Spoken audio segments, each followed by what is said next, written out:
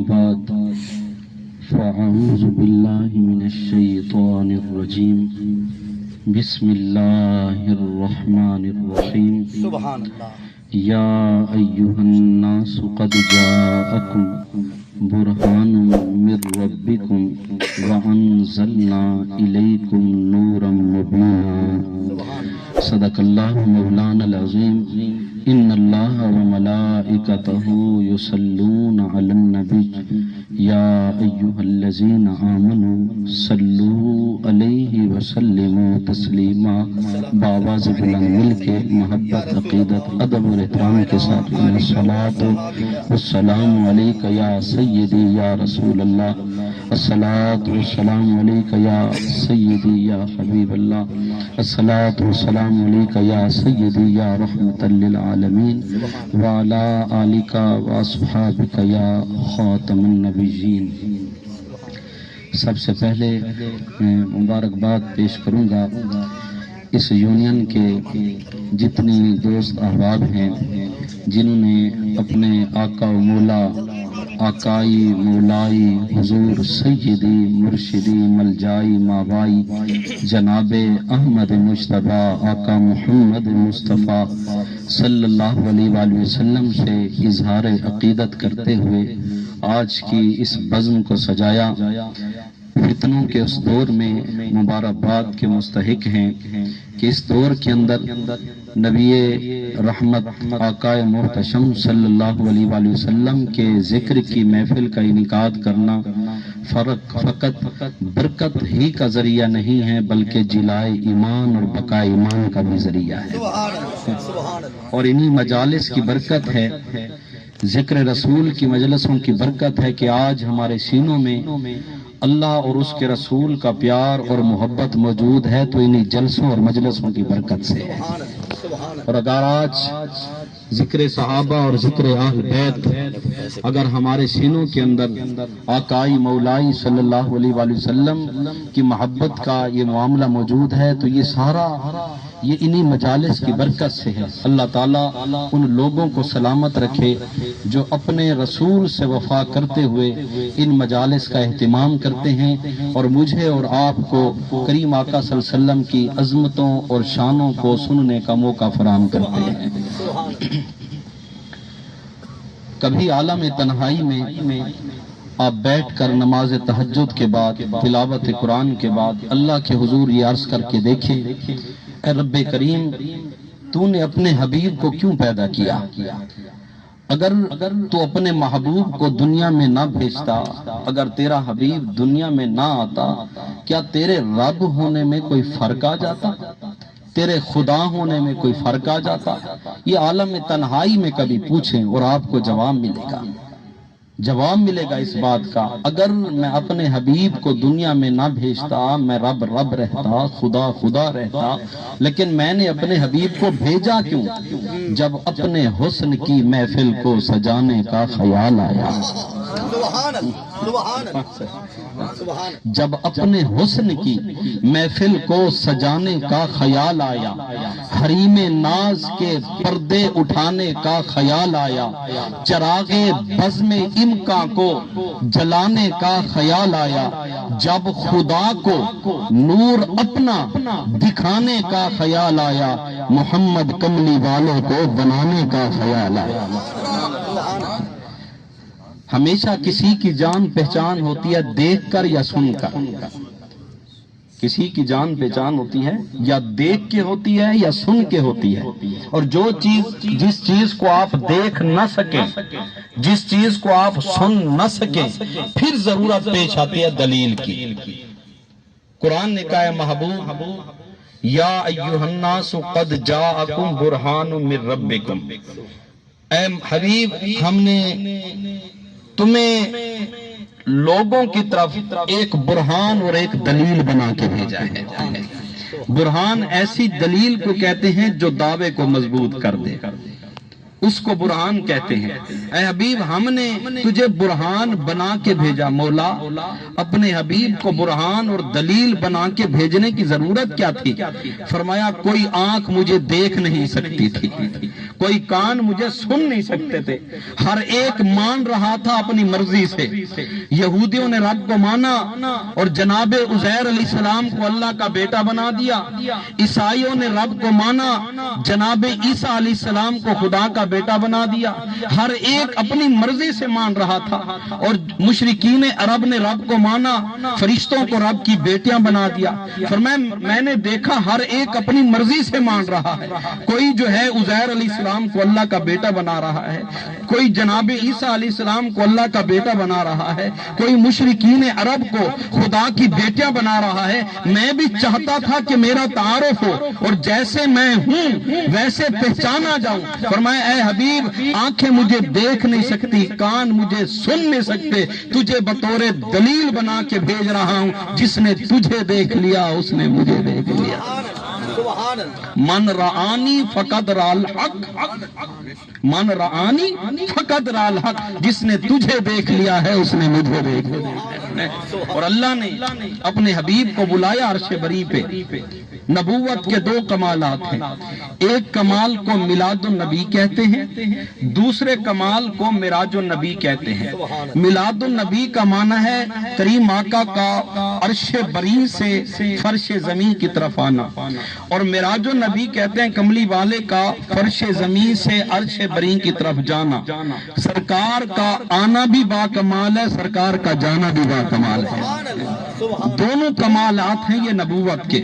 میلاد النبی کا تذکرہ بھی قرآن میں، معراج النبی کا تذکرہ بھی قرآن میں، یہ دونوں تذکرے اللہ نے قرآن میں کیے۔ سرکار کا آنا بھی با کمال، سرکار کا جانا بھی با کمال۔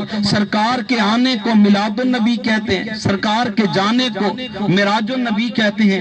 اللہ نے ہر پیغمبر کو ایک معراج عطا کیا، حتیٰ کہ پورے قرآن کے اندر میرے اور آپ کے آقا و مولا کے بعد جس پیغمبر کا سب سے زیادہ ذکر موجود ہے وہ جناب موسیٰ علیہ السلام ہے۔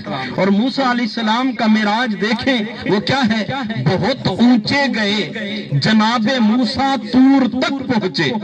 یہ جناب موسیٰ علیہ السلام کا معراج ہے، بہت اونچے گئے، جناب موسیٰ طور تک پہنچے، اٹھے جو حضرت عیسیٰ چوتھے فلک تک پہنچے۔ نظر والوں ذرا دیکھو محمد کی بلندی کو، اٹھے بیت الحرم سے خدا کے نور تک پہنچے۔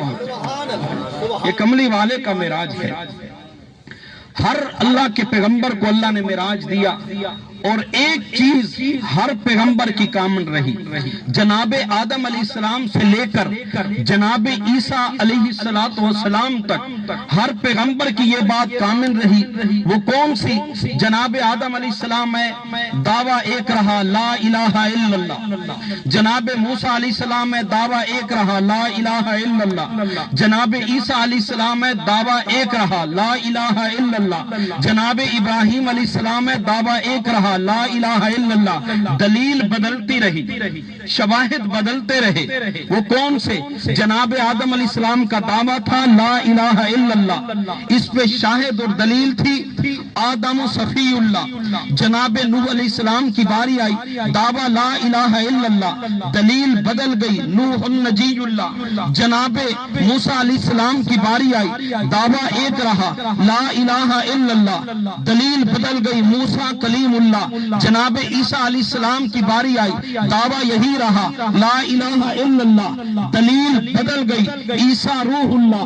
جناب ابراہیم علیہ السلام کی باری آئی، دعویٰ یہی رہا لا الہ الا اللہ، دلیل بدل گئی ابراہیم خلیل اللہ۔ جناب اسماعیل ذبیح اللہ ہے، دعویٰ ایک رہا لا الہ الا اللہ، دلیل بدل گئی اسماعیل و ذبیح اللہ، دعویٰ ایک رہا، دلیل بدلتی رہی۔ ہر زمانے کے اندر جو پیغمبر آتا رہا دعویٰ بدلتا رہا، دعویٰ ایک رہا، دلیل بدلتی رہی۔ اب کملی والے کی ذات اقدس پہ قربان جاؤ۔ دوست تشریف رکھیں، بس مہربانی سکون کے ساتھ سنیں آپ۔ لا الہ الا اللہ آدم صفی اللہ، لا الہ الا اللہ نوح نجی اللہ، لا الہ الا اللہ ابراہیم خلیل اللہ، لا الہ الا اللہ اسماعیل ذبیح اللہ، لا الہ الا اللہ موسیٰ کلیم اللہ، لا الہ الا اللہ عیسیٰ روح اللہ۔ یہ دعویٰ ایک رہا، دلیل بدلتی رہی۔ امت نے ہر نبی سے یہ سوال کیا، جس رب کے ایک ہونے کی آپ بات کرتے ہیں کیا اس رب کو آپ نے دیکھا ہوا ہے؟ ہر پیغمبر کہتا ہم نے دیکھا نہیں ہے پر مانتے ایک ہے۔ جناب نوح علیہ السلام سے یہی سوال ہوا، فرمایا رب ایک ہے، دیکھا نہیں ہے، مانتے ایک ہے۔ اور جناب ابراہیم علیہ السلام، جناب اسماعیل علیہ السلام، حضرت ابراہیم، حضرت خلیل، موسیٰ علیہ السلام، عیسیٰ علیہ السلام، اللہ کے ہر پیغمبر سے یہی سوال ہوتا رہا، کیا اس رب کو دیکھا بھی ہے؟ اللہ کا ہر نبی یہی بتاتا رہا، ہم نے رب کو دیکھا نہیں پر مانتے ایک ہیں۔ جب میرے اور آپ کے آقا مولا کی باری آئی، جب سیدی مرشدی ملجائی ماوائی جناب احمد مصطفیٰ آقا محمد مصطفیٰ کملی والے کی باری آئی، امت نے یہی سوال کیا، اے آقا آپ کے کہنے پر ہم اگر رب کو ایک مانے، لات کی نفی کر دیں، منات کی نفی کر دیں، عزا کی نفی کر دیں، حبل کی نفی کر دیں، یعوق کی نفی کر دیں، نصر کی نفی کر دیں، جتنی ہم نے 360 خداؤں کو معبود بنا رکھا ہے، آپ کے کہنے پر سارے خداؤں کو چھوڑ دیں، کیا آپ نے اس رب کو دیکھا بھی ہے؟ کملی والے نے کہا ہاں میں دیکھ کے کہہ رہا ہوں رب ایک ہے۔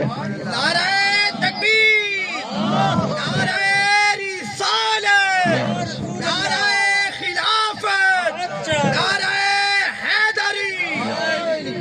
فرمایا میں دیکھ کے کہہ رہا ہوں، اور اس لیے اللہ نے فرمایا محبوب فرش زمین کو چھوڑ عرش بری پہ آ جا، عرش بری پہ آ کے دیکھ۔ قوم کہتی ہے میرا کوئی بیٹا ہے، قوم کہتی ہے میرے کوئی بیٹیاں ہیں، اے حبیب آ کے دیکھ، کوئی میرا بیٹا ہے، کوئی میری بیٹیاں ہیں۔ کملی والے گئے عرش بری کی سیر کی، فرمایا کل ان کان للرحمن ولد فانا اول العابدین، اگر رب رحمان کا کوئی بیٹا ہوتا، اس کی کوئی بیٹیاں ہوتا، فرمایا اگر رب رحمان کا کوئی ایک بھی بیٹا ہوتا، سب سے پہلے اس کی عبادت میں محمد کرتا۔ فرمایا رب رحمان کا کوئی بیٹا نہیں ہے۔ جب محبوب نے یہ دعویٰ کیا، اللہ نے فرمایا محبوب یوں نہیں، اب جا کے اعلان کر، جو تو نے دیکھا ہے کہہ دے قل هو اللہ احد، جا کے اعلان کر دے قل هو اللہ احد، وہ اللہ ایک ہے، اللہ الصمد، اللہ بے نیاز ہے، لم یلد ولم یولد، اس کا نہ کوئی باپ ہے نہ اس کی کوئی اولاد ہے، ولم یکن لہ کفوا احد، اس کا کوئی ہمسر بھی نہیں ہے، کوئی اس کا ہم پلہ بھی نہیں ہے۔ کملی والے عرش بری سے فرش زمین کی طرف واپس آئے، فرمایا ہاں رب کو دیکھ کے کہہ رہا ہوں کوئی اس کی اولاد نہیں۔ اس کو کہتے ہیں برہان۔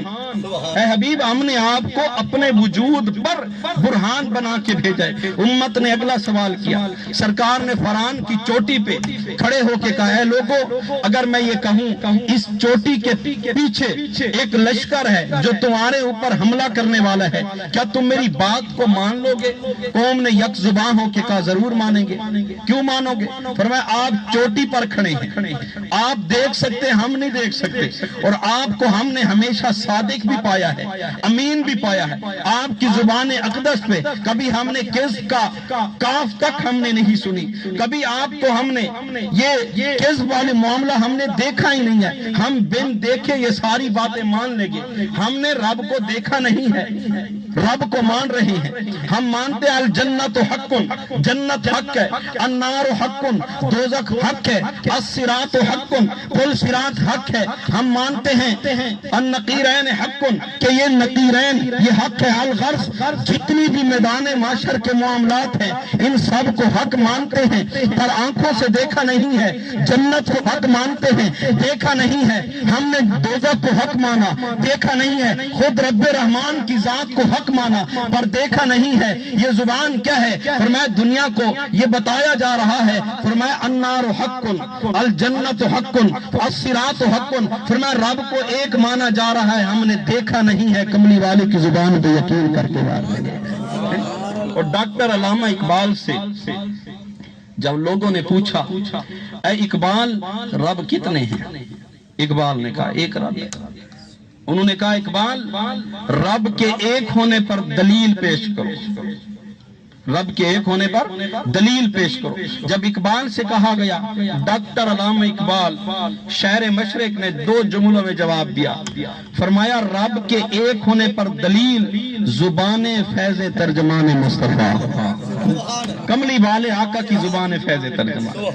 اس نے کہا اقبال کوئی عقلی دلیل پیش کرو، کوئی عقلی دلیل پیش کرو۔ اقبال نے کہا عقلی دلیل اس وقت ہوتی ہے جب حسی دلیل موجود نہ ہو، جب حسی دلیل موجود نہ ہو تو اس وقت عقلی دلیل کی ضرورت ہوتی۔ اس نے کہا اقبال کیسے؟ اقبال نے کہا سورج موجود ہے، جی موجود ہے، آنکھوں سے دیکھ رہے ہو، جی دیکھ رہا ہوں، اس کی تپش وجود میں محسوس کر رہے ہو، جی کر رہا ہوں، کیا اس کے ایک ہونے پر مجھ سے دلائل مانگو گے؟ کہا نہیں، کیونکہ آنکھوں سے دیکھ رہا ہوں، تپش محسوس کر رہا ہوں۔ فرمایا رب کو ہم نے ایک مانا ہے اس ہستی کی زبان پہ یقین کر کے جس کو اپنے تو اپنے غیر بھی صادق بھی کہا کرتے تھے، امین بھی کہا کرتے تھے۔ اے کملی والے کی زبان فیض ترجمان، یہ رب کے ایک ہونے پر دلیل ہے۔ اس کو قرآن نے کہا برہان، اے حبیب تجھے برہان بنا کے بھیجا۔ اور امام فخر الدین رازی رحمت اللہ علیہ کا آپ کا آخری وقت ہے، شیطان نے حملہ کیا، شیطان نے حملہ کیا۔ اے فخر الدین رازی پوری زندگی رب کے ایک ہونے پر، رب کی وحدانیت پر دلائل پیش کرتے رہے۔ اب بتاؤ میرے ساتھ مناظرہ کرو، رب ایک ہے، اس پہ دلائل دو۔ امام فخر الدین رازی رحمت اللہ علیہ نے ایک دلیل پیش کی رب کے ایک ہونے پر، شیطان نے اس کا رد کر دیا۔ دوسری دلیل پیش کی، شیطان نے رد کر دیا۔ تیسری دلیل پیش کی، شیطان نے رد کر دیا۔ حتیٰ کہ امام رازی رحمت اللہ علیہ نے 360 رب کے ایک ہونے پر دلائل پیش کرتے رہے۔ شیطان ایک ایک کر کے رد کرتا گیا، ایک ایک کر کے رد کرتا گیا۔ آخری وقت ہے، شیطان ایمان پہ حملہ کرنے والا ہے۔ دعا کرے اللہ تعالی ہمارے ایمان کو سلامت رکھے، ایمان کی سلامتی نصیب فرمائے۔ ایک ایک کر کے رد کرتا گیا۔ آخری وقت آپ کے پیر و مرشد حضرت امام نجم الدین کبریٰ رحمت اللہ علیہ نے آ کے زیارت کرائی۔